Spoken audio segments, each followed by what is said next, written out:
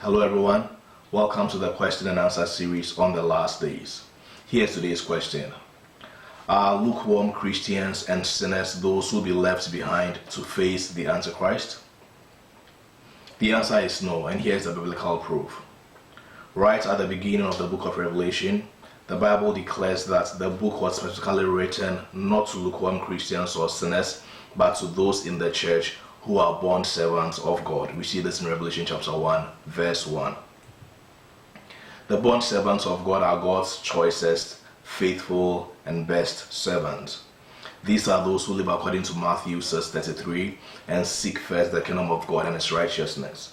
They are also those who live according to 2 Corinthians 5:15 and do not live for themselves but for Jesus.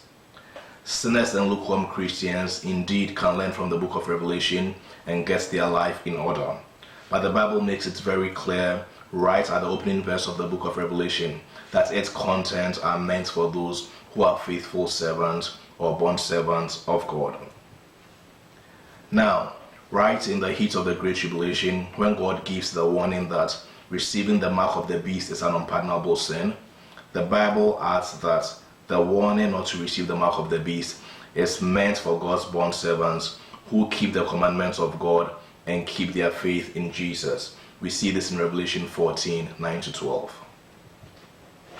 So, if all God's faithful servants will be raptured before the Great Tribulation, then why will God specifically now be warning all His faithful servants to whom He wrote the book not to take the mark of the beast during the Great Tribulation? This refutes the pre-tribulation rapture ideology and clearly proves that the church and all of God's faithful servants will indeed go through the Great Tribulation. But thanks be to God that He does not leave us hopeless as the church goes through the Great Tribulation. In Revelation 13:10 and Revelation 14:12, the Bible gives patience and endurance as a key for the church to triumph in the Great Tribulation.